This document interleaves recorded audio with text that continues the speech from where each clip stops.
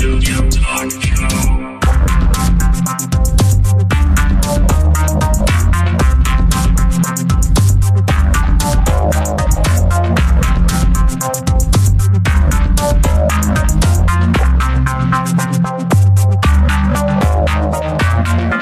Visual Studio Talk Show.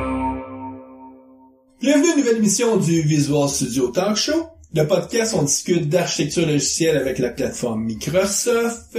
Je suis accompagné de Guy Barrette. Hey, salut Mario, comment vas-tu? Ça va bien? Hey, on a une belle vue, hein? Ouais, on est dans une suite à l'Hôtel Omni à Montréal. On est dans la suite de Richard Campbell. Oui, c'est vrai.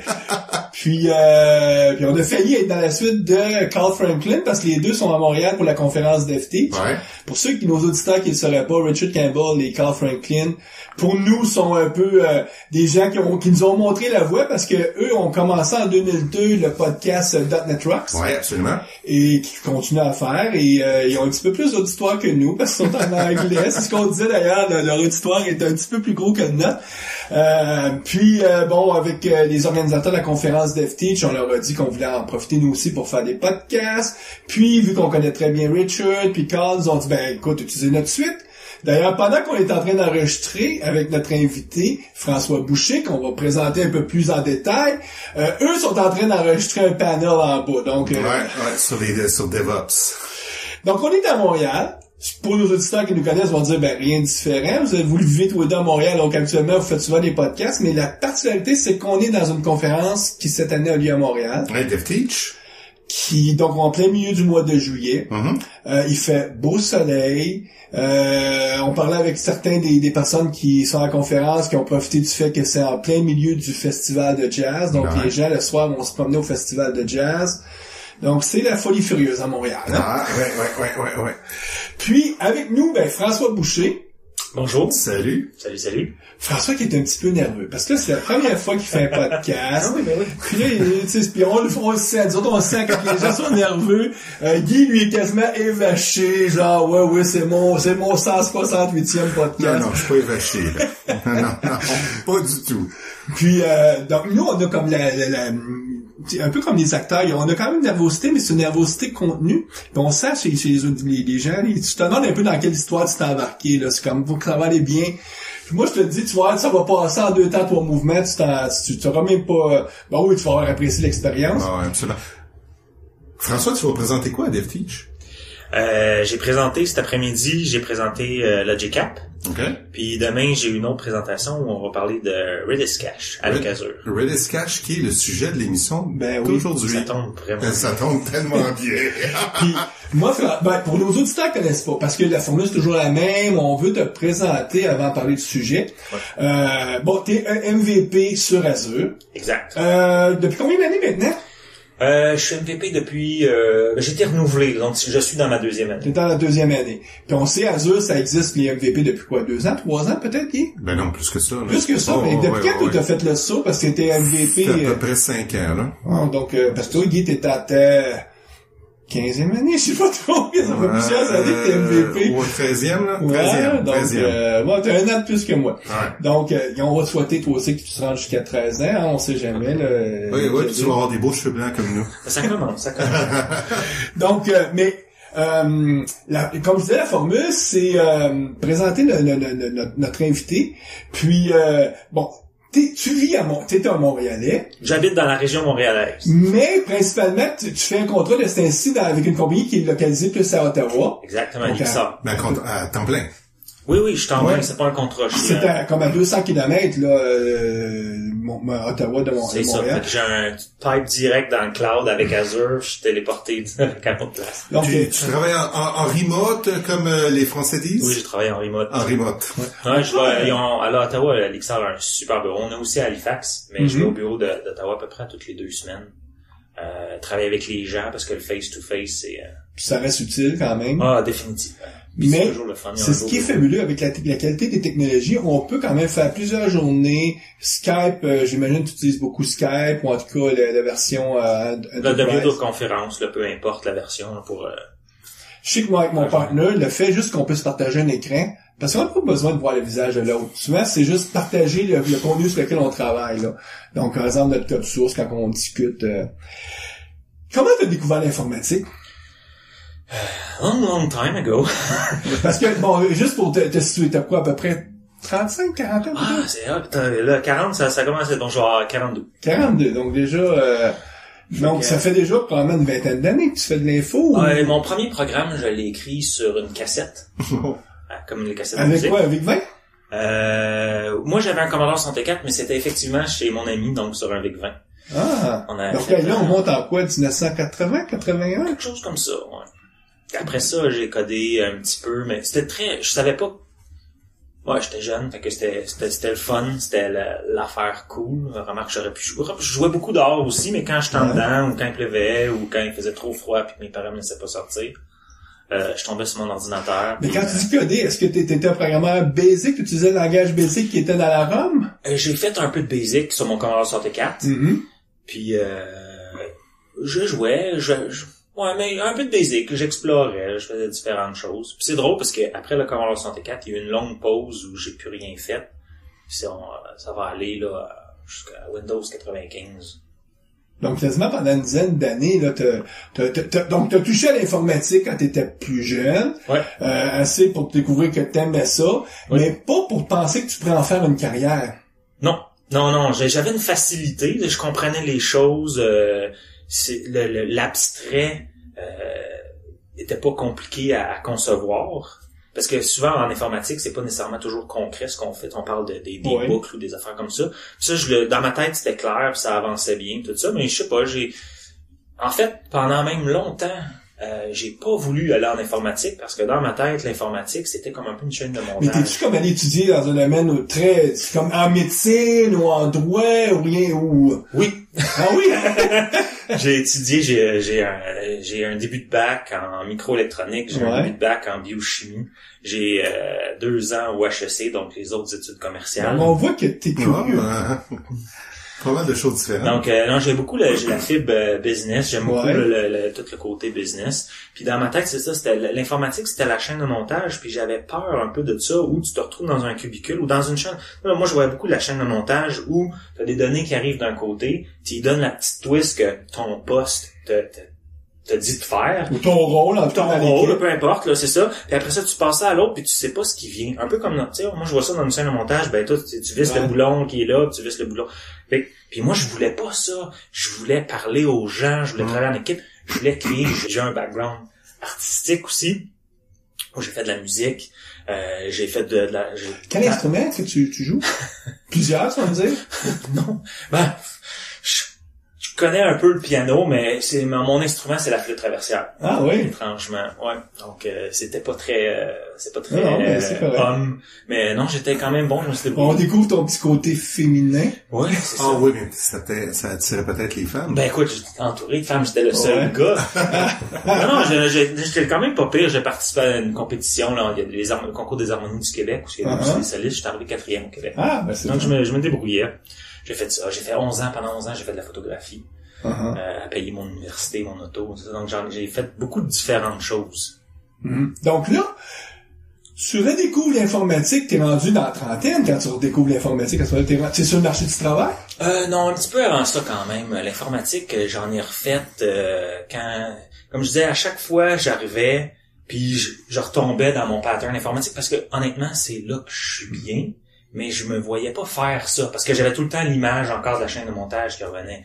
Donc, au HEC, il y a eu un programme qui s'appelait Étudiants bien branchés, dans le temps, qui était une idée d'une entreprise qui allait donner de la formation pour les entreprises. Comment utiliser Internet, puis l'informatique, tout ça. Puis bon, j'ai été embarqué dans cette équipe-là parce que j'étais un artiste. Bon, moi, j'étais au HEC, j'avais des jeans déchirés quand mes collègues les autres, ils essaient de porter leur veston. Eux, ils avaient leur veston cravate. Moi, j'étais en chemise, gougoune, t-shirt. Fait que j'étais vu très artiste. Fait qu'ils m'avaient demandé, tu pourrais-tu faire du Photoshop? En fait, c'était pas Photoshop, c'était PaintShop Pro. Ouais. Budget, étudiant, donc pas de Photoshop, ou ça aurait été une copie trouvée. Donc, il voulait mettre des logos sur l'auto. Puis après un tour de table, on s'est rendu compte que la personne qui était la plus technique autour de la table, c'était moi. Donc j'avais monté mais t'étais quand même sur PC. T'aurais pu être sur Mac aussi. Ouais, non, effectivement, j'étais sur PC. Dans ce temps-là, j'avais un beau Windows qui roulait un 686. Ouais. Après ça, non, j'ai continué, j'ai arrêté les HEC, j'ai été travailler. J'avais un laboratoire de photos à Berry, ici à Montréal. Puis bon, j'aime pas beaucoup la comptabilité. J'ai eu plus de facilité à trouver les choses que j'aimais pas dans mon parcours que les choses que j'aimais tellement que c'est que ça que je voulais faire. J'ai découvert qu'au HEC, entre autres, que la comptabilité, c'était vraiment pas pour moi. C'est ça. Vraiment pas. Donc, mais l'important, c'est de comprendre les principes comptables. Oh, on s'entend la double écriture. C'est quand même génial, cette invention-là. Oh, non, oui, ça remonte à il y a 2000 ans. Il y a quelque chose de... L'être humain est ingénieux. Mais c'est plate en maudit écrire les doubles. C'est ça. Ayant la gestion du magasin à faire, il fallait que je tienne le grand livre, que je fasse les feuilles de la semaine, puis rentrer toutes la paperasse. Puis j'aimais pas ça. Fait que je me suis dit, hey, pourquoi tu fais pas un programme qui le fait à ta place? Fait que je me suis acheté un livre. Je suis quelqu'un qui est très autodidacte. Donc je me suis acheté un livre, j'ai appris VBA. Puis je me suis créé un logiciel qui me permettait, avec Excel, je rentrais tous mes chiffres, c'était pareil comme la feuille pour fermer le magasin, puis là, ça compilait tout, ça me faisait des beaux rapports, puis je voulais tout envoyer ça, après ça, au propriétaire, pour qu'il voit que tout allait bien. Fait que là, encore là, j'étais retourné avec mon pattern en informatique, puis j'avais beaucoup de fun à le faire parce que je créais quelque chose. Mais là, tu travaillais dans une place, un magasin de photographie ou c'était quelque chose dans lequel toi t'étais partie prenante? Quand j'ai commencé, j'étais le gérant de la place. Le propriétaire est venu une fois dans mon magasin. OK. Mais là, t'as fait ça, mais là, j'essaie de voir qu'est-ce qui fait qu'un jour tu vas te retrouver à t'intéresser à Azure, le cloud. Là. Il est où le cheminement dans tout ça? J'ai un jeune frère qui, lui, a eu un parcours plus droit, puis qui me racontait ses journées, puis c'est là que j'ai compris que l'informatique, j'avais une mauvaise vision de ce que c'était travailler en informatique, que c'était travailler en équipe. Puis c'est là, à ce moment-là, que je fais « OK, je veux retourner ». Donc, surtout s'il y a eu la chance d'être impliqué avec des équipes qui sont plus dans des modèles agiles, ou est-ce que c'est vraiment très collaboratif? Voilà, dans ce temps-là, c'était peut-être moins la mode encore du agile, on parle de quelques années quand même, mais son expérience à lui, quand on parlait, me montrait que mon image, ma perception d'une journée de travail en informatique était fausse. À ce moment-là, je me suis réintéressé.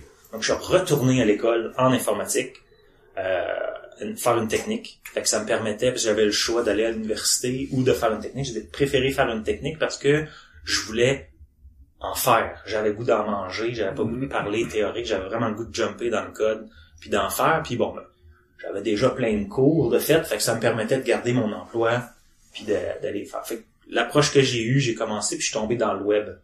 Avec le web déjà, on est avec des serveurs puis tout ça, fait qu'on est déjà plus proche du cloud. Là, on était vraiment à quelle année?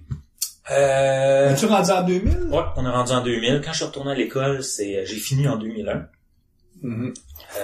Donc juste avant que la bulle techno explose de 2001, exactement, 2002. Ouais. Là. Ben, dès la première session en informatique, je travaillais en informatique là aussi. Étant donné que j'étais quelqu'un qui retournait à l'école, j'avais un petit peu plus de sérieux que les gens qui étaient au cégep. Donc là, tu t'es trouvé à travailler pour des gens qui faisaient des sites web? Le web était une porte d'entrée facile parce que c'est très visuel. Donc ça a été par ça que j'ai commencé, parce que c'était très visuel. Alors, on pouvait afficher beaucoup de choses. Puis c'était immédiat, je trouvais. C'était accessible de partout. C'est pour ça que mon médium, au départ, a été le web. Puis là, d'une fois au web, on est déjà très proche du cloud plus que quand on développe une application. Ça, donc tu travailles des gens qui fabriquent des sites web et tout, puis à un moment donné, veut pas, la partie serveur devient quand même omniprésente parce que c'est là qu'on déploie. C'est ça. Donc là, à peu près 5 ans, j'ai commencé à faire du Azure, puis en manger. J'ai vraiment eu une passion pour tout le côté Azure, puis cette idée-là de pouvoir répliquer, puis en bon français, popper des donc, du côté cloud, est-ce que c'est plus la partie infrastructure ou la partie plus applicative ou plateforme qui te passionnait? Je venais plus plateforme si tu venais plus d'un background web. Ouais, définitivement plus plateforme. T'as pas un gars qui tripait à faire rouler des VM là sur... rouler les VM, c'est le fun. Je te dirais que la partie là qui passionne le moins, ou où j'ai faut que je me batte plus avec moi-même, ça va être le côté networking. Mais quand c'est la plateforme ou connecté, juste un to un, quand c'est pas trop des réseaux, des sous-réseaux complexes avec beaucoup de règles, ce côté-là, plus infrastructure dans ma tête, m'intéresse moins, mais le côté de se connecter à une VM, ou tout le côté connecteur, container, là, d'ailleurs, là, j'ai blogué dernièrement là-dessus, ça, je trouve ça fantastique, là, toute l'approche avec les microservices. Les microservices, c'est fantastique aussi. On explore ça présentement chez Lixar, c'est vraiment le fun. Il y a une belle chimie. Fait que dans ma tête, c'est encore du PaaS ou du plateforme, là, Puis là, depuis quoi? Depuis 1 an et demi, t'étais avec Lixar. Ouais, presque 2 ans maintenant. Maintenant 2 ans. Lixar, ils font quoi dans la vie, juste pour te donner... Ce que Lixar font, dans le fond, ils développent des applications mobiles, ils sont spécialistes de cloud. Ils ont focusé beaucoup par le passé dans ce qu'on appelle le automotive. Donc, Lixar est l'équipe de développement derrière Delphi Connect. C'est pas un produit qu'on connaît, Delphi Connect, mais on peut penser à Justo de Desjardins, qui est un petit module qu'on branche dans l'automobile qui collecte des données. Dans le cas d'Ajusto, toutes les données collectées sont retournées à l'assureur, comme un peu s'il vous espionne. Dans le cas de Delphi Connect, ce qu'on fait avec toutes les données et les sensors de la voiture, c'est qu'on les retourne à l'usager dans une application web ou dans une application mobile. Puis on peut même la contrôler. Donc. Mais là, est-ce que c'est l'usager qui est le client de votre produit? Donc, c'est comme des abonnements que vous vendez aux gens? Nous, on a fait les applications, puis on n'est pas en charge de la mise en marché. Donc, okay, l'équipe de développement, parce que dans le fond, Lixar, c'est un dev shop. C'est juste des développeurs qu'on fait ça. Puis là, moi, depuis 2 ans, ce que je fais, c'est que je développe la nouvelle pratique cloud, vraiment là où on va axer et aider des personnes à aller dans le cloud. Là. Donc, on a d'autres clients que je mentionnerai pas parce que je suis pas certain, mais qui viennent de faire la migration sur Azure. Puis ton expérience cloud est beaucoup sur Azure. Oui, c'est sûr. Donc c'est sûr que tu connais un peu les alternatives. Lixar utilise Azure depuis longtemps aussi. Là. Mais moi, j'apporte tout le côté là pour tout le reste. Ils vont connaître beaucoup le service bus puis certaines choses. Je vais aller chercher tout l'autre côté, mais on est très plateforme, évidemment. Puis comme, t'as reçu la reconnaissance MVP Microsoft, c'est une reconnaissance absolument qui est donnée aux gens qui aiment partager leurs connaissances, qui ont le cœur sur la main, en tout cas, qui aiment aider, qui sont crédibles aussi. Puis c'est ce qui t'amène à participer à des conférences comme DevTeach, où est-ce que là tu présentes. Oui. Puis nous, on a profité du fait que tu parlais justement de caching pour se dire, hey, on n'a jamais parlé vraiment de caching, donc on pourrait faire une émission. Puis en même temps, donner la chance à nos auditeurs d'apprendre à te connaître. Puis Guy, c'est sûr, lui, il connaissait depuis un bout, parce que des MVP Azure au Canada, vous êtes combien à peu près? Une dizaine? Ben en fait, on n'est pas beaucoup, pis surtout que Microsoft les engage un après l'autre. Ouais, dès qu'il y en a un qui est bon, il semble les engage. Donc, Guy pis moi, on n'est pas bon. Vous êtes les seuls indépendants qui... Mais comme je disais plus tôt aujourd'hui, c'est juste qu'ils n'ont pas trouvé notre prix, c'est ça? Ouais, exact. Ouais, ils disent que tout le monde a un prix, sauf que des fois, ça peut être... le prix est peut-être pas forcément en argent. Ouais, je pense qu'il faut avoir du plaisir, que ce soit chez Microsoft ou pas. Il faut que tu trouves la place que t'es content. Genre, en tout cas, dans mon livre à moi, c'est le plaisir est pour beaucoup du travail.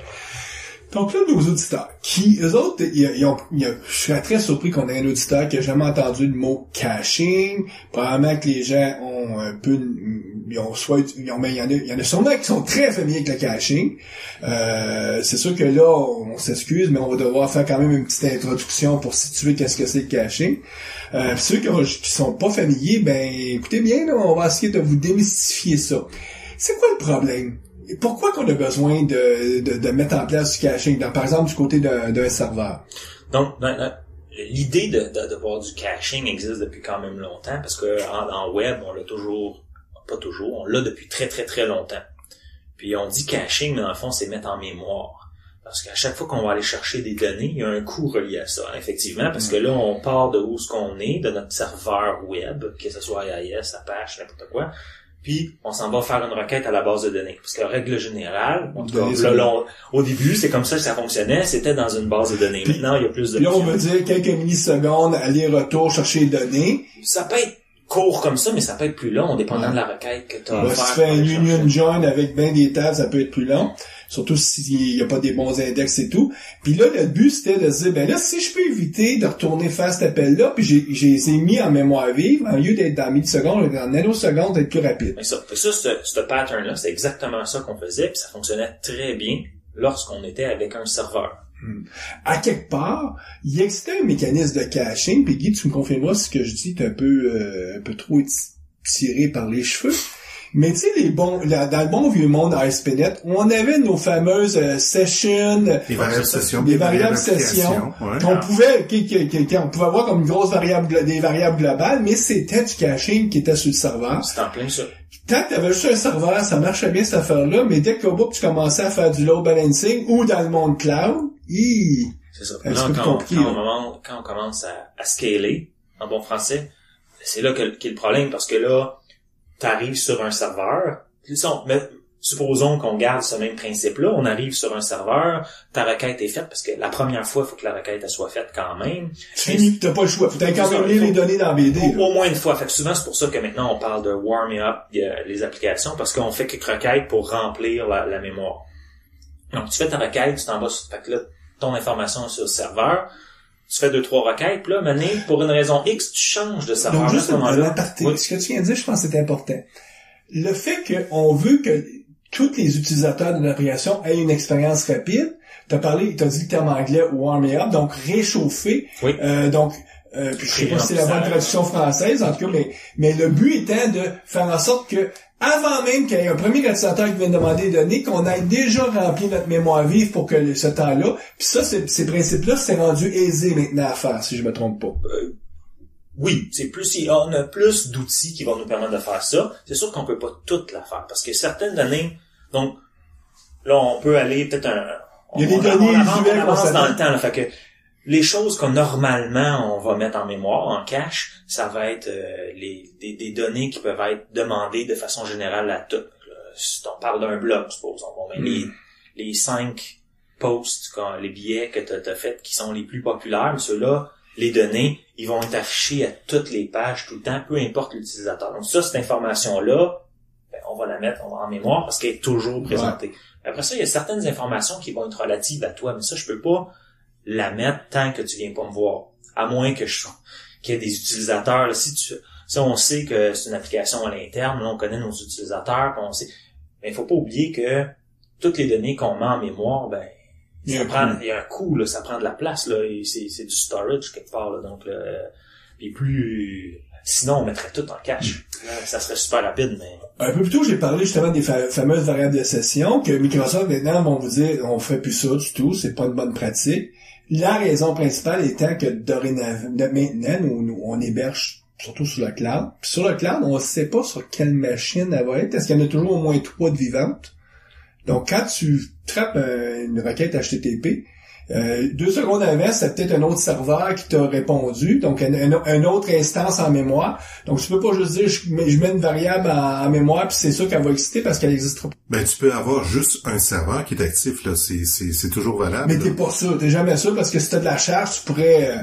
si la charge, c'est que t'as augmenté le nombre de serveurs, là, t'as fait du scale-out, là. Mm-hmm. Donc là, tu peux en avoir 3, 5, 10. Donc, ce que tu as me dire, Guy, c'est que par stratégie, tu pourrais décider que tu pourrais utiliser cette mécanique-là, de t'assurer que c'est toujours le même serveur que l'utilisateur va frapper à chacune de ses requêtes. Il y a des techniques. Si on est en load balancing, on peut utiliser ce qu'on appelle les sticky sessions. Donc, l'utilisateur va tout le temps taper sur le même serveur. Mettons que si t'en as 3 actifs, au début de sa session, il va taper sur un, puis ça va être donc, ces techniques-là sont toujours valables, mais est-ce que le fait d'avoir le cloud, ça a amené des nouvelles techniques, par exemple pour le caching?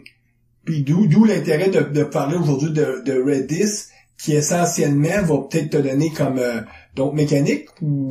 c'est quand on parle, on peut toujours la faire, puis il y a eu différentes évolutions au niveau du caching qui a été implémenté aussi dans Azure. À un moment donné, on a eu du shared service, fait qu'on prenait une partie de l'espace disque d'un service, puis on la réservait cache, puis là, c'était du shared caching. Fait que chaque portion, puis là, il se partageait l'information, fait que peu importe où tu tombais, même si c'était un multi-instance, t'avais l'information. Mm-hmm. Puis effectivement, on peut utiliser avec le load balancer des sticky sessions. Ça va être bon, mais ça va être bon seulement pour une partie de l'information. Donc, tantôt, quand je parlais, c'est l'information qui est à l'usager. Si la seule information... Parce que c'est sûr que le caching, c'est bon, mais ça dépend toujours du genre d'application ou de site web ou peu importe. Tu sais, on va dire application pour garder ça simple, mais ça dépend... L'information. Si l'information que je te présente est toujours personnelle, bon, ben, le sticky session va faire la job. T'es pas obligé d'aller plus compliqué que ça. Mais là, des fois, on va avoir des paniers. Si on est dans un application, quelque chose qui est plus commercial, on va avoir un panier qui suit différents usagers, puis qui va différents process. Mais là, j'ai aussi mon top 5 mon top 5 d'articles en vente, où j'ai certaines images, où j'ai... Puis là, il y a d'autres informations. Puis là, à ce moment, c'est la gestion de tout ça. Redis, il va être très, très intéressant parce que, wow, que c'est facile. C'est ça, c'est grosso modo, Redis, c'est un projet open source, si je me trompe. C'est un projet open source. Puis, comme beaucoup de projets open source, c'est facile de le déployer sur un environnement cloud comme celui d'Azure. Microsoft ont rendu ça super simple. Oui. Mais t'es pas forcément obligé de le mettre sur Azure. Tu pourrais même le déployer localement chez toi parce que c'est un peu comme sur Azure. Je peux facilement me déployer un site WordPress, mais WordPress, c'est pas propre à Azure. Donc, Redis, c'est pas propre à Azure, mais Redis qu'ils m'ont donné, c'est un ensemble de services ou de fonctionnalités faciles à utiliser pour faire du caching. Oui, il va être bon pour quand on veut scaler, donc on va multiplier les instances. Parce que Redis, dans le fond, toute la documentation, c'est vraiment comme je te dis là, un projet open source, c'est redis.io. La documentation là est très bonne, toutes les commandes, toute la doc, qui ont plusieurs scénarios qui vont t'expliquer. Les commandes les plus usuelles qu'on fait, c'est-tu comme je veux sauvegarder, en tout cas mettre en cache, puis après ça je veux lire, c'est essentiellement les deux commandes les plus usuelles? Ah, moi, les commandes que je parlais, c'était les commandes plus au niveau de la console. Ah, ok. Donc plus d'administration. Au niveau de l'administration, là. Donc, là, je préparais, là, cet après-midi, je finalisais, là, pour ma présentation de demain. Donc, une des commandes que j'utilisais, c'est Flush All. On se doute un petit peu ce que ça fait. Ça évite. Je cleanais tout pour avoir quelque chose de Mais c'est vrai ce que tu as à dire, c'est que Redis va te donner toutes des consoles de management, d'opération, qui sont importantes, parce que les gestionnaires veulent être en contrôle de ça.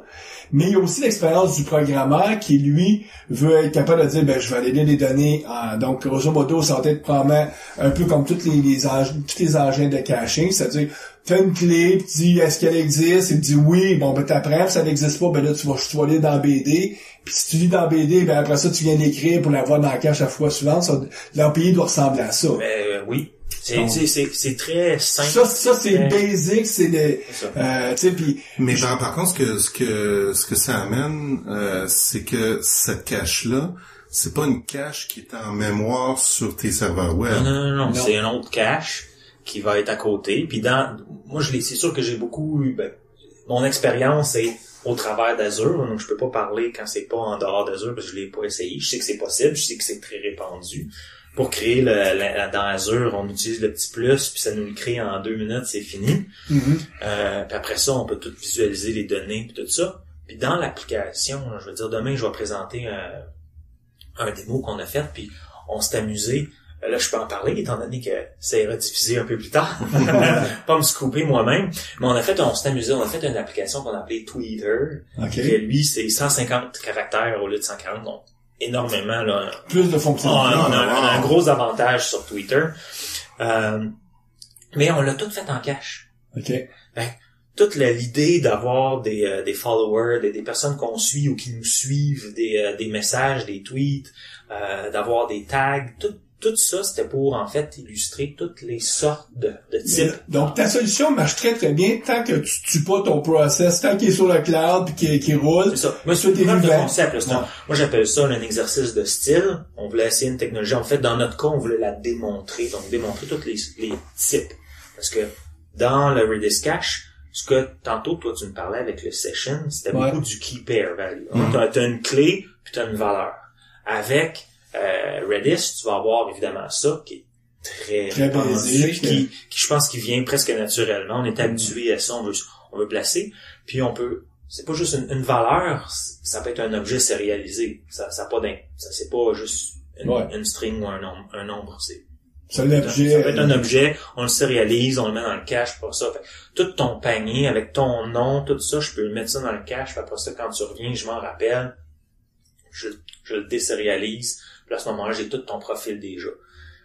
Mais il va y avoir aussi des collections où on va pouvoir faire du push. Donc là, à ce moment-là, il y a un genre de queue qui va être installé, puis tu peux faire ça, puis il y a différents patterns que tu vas pouvoir installer avec une double queue où tu vas avoir quelque chose qui est en attente, puis in process. Fait que si à un moment donné, ton application, elle aurait un problème, puis qu'elle arrête, et quand tu reprends, t'as pas perdu tes messages. Un peu là, un pattern là, pour... je cherche mes mots, là, failover là, de sécurité. Là. Fait qu'il y a ça. Il va avoir... on pourrait mettre, par exemple, dans mon application, je démonte des... ils appellent ça des sets. Donc, tu vas mettre des collections, mais tu peux aussi mettre une valeur à ça. Mm-hmm. Donc là, moi, je le montre en disant, bon, ben, le top 5 des tags.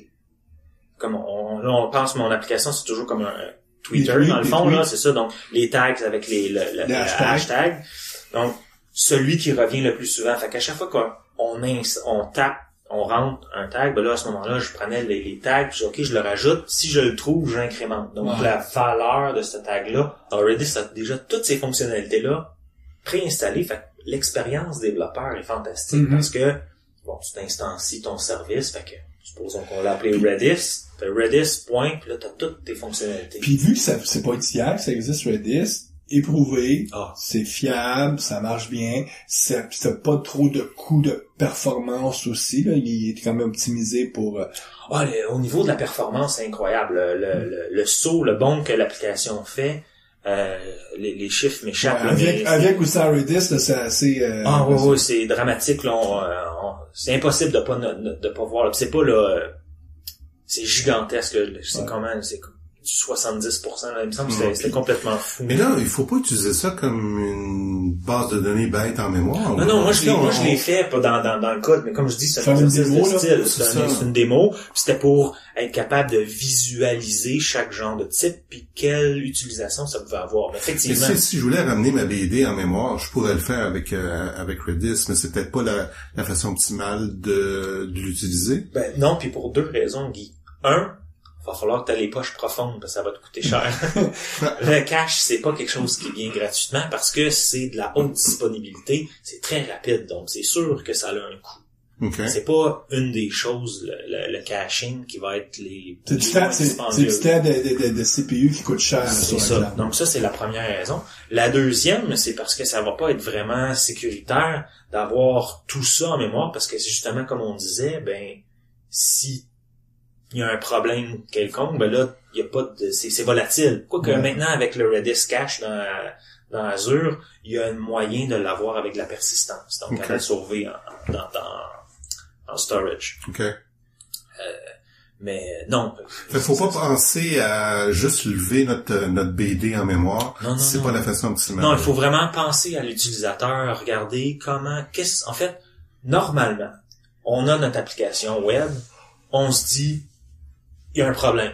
Normalement, si on pense, parce qu'on veut l'optimiser, fait que là, il faut regarder où sont les coûts, où sont nos bottlenecks en bon français. Puis là, à ce moment-là, on regarde, OK, qu'est-ce que je peux faire? Des fois, c'est juste mettre un index dans la base de données. Des fois, c'est avoir un processus qui va préparer nos données avant pour mieux les afficher, donc dénormaliser ou des choses comme ça. Non. Puis d'autres fois, il faut amener les données plus proches. Il faut essayer de les enlever de la base de données. Puis là, c'est à ce moment-là que quand je parle d'avoir un processus, la mise en place du fameux pattern là, de séparer les commandes des requêtes, le CQRS, là, de comprendre que mes requêtes, mes lectures, ben c'est pas grave, c'est tout normalisé. Si je retourne juste ce qu'il faut pour être capable de remplir mon écran, tu sais, ça dans la vraie vie, souvent c'est 9 fois sur 10 tu dis, puis une fois sur 10 tu vas vraiment écrire. Puis là, quand t'écris, ben là, tu veux peut-être des données plus normalisées pour être capable d'écrire dans ta BD. Puis à ce moment-là, d'avoir des tables qui servent juste à répondre aux requêtes, c'est pas dramatique, là. Ouais, puis ce qui est intéressant aussi, c'est que le bottleneck, la plupart du temps, c'est la base de données.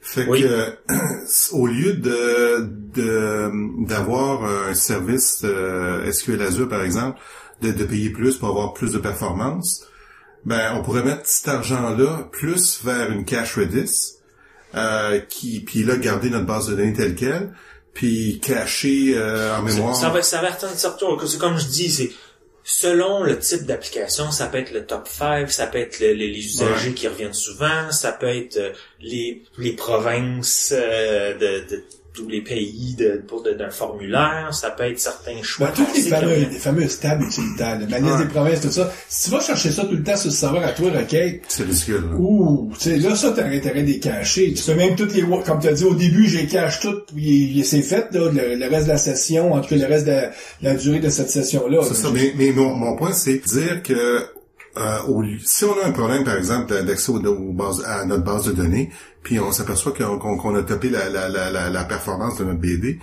ben au lieu peut-être de passer vers un service qui est plus élevé, qui va donner plus de performance, on pourrait peut-être regarder une cache, d'instancer une cache. C'est plus exactement qu'est-ce que tu dis. L'image que j'aurais de ça, c'est, depuis le début, je parle beaucoup des petites données qui flottent autour pour essayer de limiter le nombre de requêtes, mais des fois aussi, c'est les allers-retours qu'on va faire parce qu'on travaille sur un gros échantillon. Puis à ce moment-là, cet échantillon-là, ce dataset-là, quand on parle en langage informatique, ben, on pourrait l'amener puis lui le mettre en cache. Parce que, avec Redis, avec beaucoup de systèmes de cache, on peut attacher une date d'expiration ou un nombre de minutes, ou peu importe la longueur, c'est variable, c'est nous qui décidons. Donc, on pourrait dire, bon, ben, là, tu viens d'embarquer, Mario, un gros dataset de données parce que tu travailles dessus. Je le mets dans le cache, fait que peu importe que tu changes d'écran, je m'en sers, mais dans 2 minutes, puis je le flush. Tu disais que c'est rien de nouveau, mais à quelque part, là, on va sortir un peu du cadre peut-être de Redis puis du caching au pur, comme on l'entend. Mais tu sais, les gens qui sont des fournisseurs de données pour d'hébergement comme pour tes images, tout ça, là, les fameux CDN avec tous les fournisseurs qui offrent ça, c'est le même principe que le caching, c'est je veux ramener les données proches, par exemple dans ce cas-là des images, puis eux ils ont même créé toute une business autour de ça où est-ce qu'ils fournissent ça, puis ils aident les hébergeurs à accélérer, puis les gros joueurs de ce monde, eux sont prêts à payer pour ça. Mais c'est quand même moins dispendieux des CDN, tu sais, dans le fond c'est Content Delivery Network, ça va être quand même moins dispendieux, donc selon ce que tu veux, c'est pas la même performance. On s'entend qu'un Content Delivery Network, tu vas utiliser ça pour des données qui sont vraiment pas volatiles. C'est ça. Qui changent vraiment pas souvent. Donc les images, là, un site web là où on pourrait, mettons, Realtor, là, où est-ce qu'on magasine des maisons. Là, à ce moment-là, les images, c'est clair que ils sont dans un CDN parce que on les veut plus proches de l'usager. Puis le site est composé énormément de photos. Mais c'est pas quelque chose qu'on veut. Ça coûterait peut-être moins cher d'utiliser un CDN que de dire, je vais me faire une base, une cache Redis pour mettre mes images. Ça n'a aucun sens. À moins que les images changent souvent, là, tu vas avoir intérêt à les, C'est ça. Mais dans ce cas-là, où c'est la business pure de ce site web-là, c'est que des images, la quantité serait trop grosse, ça n'aurait pas de sens. Mais un site où ça aurait, je sais pas, peut-être les conférenciers, mettons pour le DevTeach, il y aura un site, puis là on veut avoir en mémoire cache nos faces pour que les faces apparaissent vite lorsque la personne regarde l'horaire. On pourrait cacher ça pour que les photos chargent en même temps que le texte. Parce qu'on s'entend, le texte va être très rapide, les photos pourraient le mettre là. Puis tu sais là, bon, ça revient assez souvent parce que c'est statique. Qu'on pourrait mettre ça là. Ça serait peut-être un peu overkill par contre là, mais fait que là notre service Redis. Oui. Là par exemple, là, j'ai deux serveurs web en load balancing. Ouais. Puis ailleurs, j'ai peut-être un web job là qui fait un traitement qui va aller peut-être chercher d'informations dans la base de données. Ce service-là, qui est à part de mes deux serveurs web, est-ce qu'il pourrait aussi accéder à ma cache Redis? Si tu veux qu'il y ait accès, oui, ça va être possible. Okay. C'est au niveau de la sécurité. Évidemment, là, tu peux ouvrir les portes, tu peux te connecter, tout se fait bien.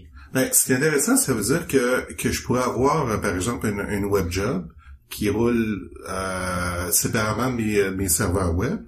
Puis elle pourrait aller pôler dans la base de données, par exemple faire une requête là, qui coûte cher, la mettre en mémoire, puis peut-être la faire à tous les 5 minutes, puis ça affecterait même pas mes serveurs web. C'est serveurs web, ça alimenterait directement de la cache. Ouais, de la cache, ouais.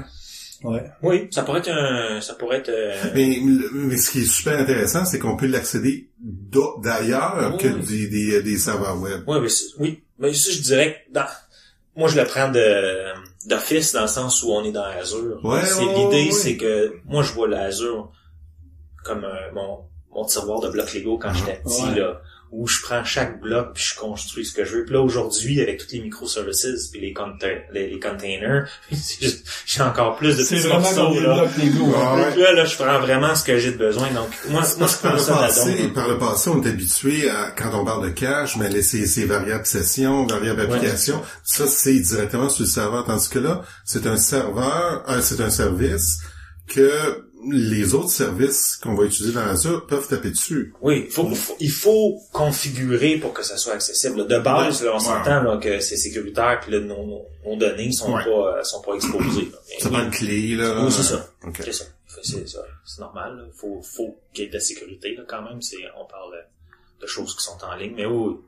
Mais c'est effectivement là, à ce moment-là, ça devient beaucoup plus intéressant que d'essayer d'aller attraper la variable session qui est dans le cache d'un serveur. Puis si on récapitule, le besoin pour le caching, c'est on le sait, là, les utilisateurs là, ils vont attendre 3 secondes, 4 secondes, puis si la réponse n'est pas là, ils sont plus dans ton site, tu viens des pertes. Donc répondre rapidement, puis c'est pas vrai que même si c'est une application d'entreprise que tu peux les faire attendre parce que les gens vont s'attendent de plus en plus que tes applications maison vont être d'aussi bonne qualité que les applications comme Facebook et compagnie parce qu'ils sont habitués à ça puis ils comprennent pas pourquoi il y aurait un double usage, un double niveau de qualité là, tu sais. Bon, ils comprennent pas. Ils le vivent souvent, mais ils aimeraient ça peut-être avoir quelque chose... moins facilement. Disons-le comme ça. Et je pense comme employeur, t'as intérêt à offrir les meilleurs outils à tes employés. T'as un gain Puis donc, le caching, c'est une façon peu dispendieuse d'aller chercher. C'est moins dispendieuse que, par exemple, de grossir ton serveur de BD. Effectivement. Puis... Très simple à implémenter. C'est surtout ça aussi, la simplicité d'implémentation, ou sinon implémenter toutes les plus grosses machines qui sont beaucoup d'infrastructures ou tout revoir l'architecture va être beaucoup plus compliqué. Rajouter des points où certaines données vont rester dans la mémoire cache pendant un temps X. Mais là, Microsoft avait pas, il y a quelques années, développé son propre service de cache? Sais-tu, je l'avais un peu oublié, mais oui, t'as raison. Il y avait eu un système de caching qui était sensiblement la Je pense qu'il y a jamais eu 2 générations. C'est pas dans ce que j'appellerais l'ancien Microsoft. Qui était on va réinventer la roue, on va faire quelque chose qu'on possède des droits. Puis maintenant, la dynamique a totalement changé. C'est plutôt que réinventer, ils se disent... C'était peut-être des relents de l'ancienne version de Microsoft, parce que quand même, Azure, c'est quand même récent. Donc mais la guerre avant tu sais que là, depuis 2 ans, on voit que le mouvement avec un nouveau CEO, c'est clair. On prend des projets open source, on participe même, mais jusqu'à quelques années, il y avait toujours cette tension-là à l'intérieur de Microsoft en disant, puis donc là, aujourd'hui, ils disent, on réinvente pas, là. C'est quoi le meilleur? C'est Redis. On prend Redis, on le fait marcher sur Azure. Faudrait quasiment aller vérifier dans le portail, mais... Si ça existe encore, c'est peut-être parce que c'est possible avec l'ouverture d'esprit aujourd'hui de Microsoft et la possibilité dans Azure. Je veux dire, tout est possible, là. Dans Azure, là, on a Docker qui fonctionne dans d'autres containers. Ouais. Je serais pas surpris de voir qu'ils ont leur propre cache qui, bon, étant donné que Redis est très très fort, mais Redis c'est une solution, peut-être que quelqu'un voudrait prendre un autre service.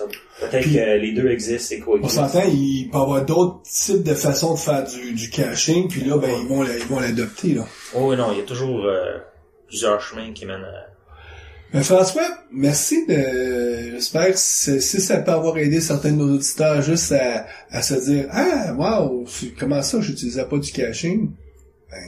Il n'est jamais trop tard pour débuter à utiliser des pratiques qui sont fortement utilisées par beaucoup de monde. Puis quand il y a beaucoup de monde qui utilise quelque chose, c'est un peu comme un film ou c'est absolument si tout le monde dit ça c'est bon, s'il y a des fortes chances qu'il y ait quelque chose qui est quand même en arrière de ça qui est potable là.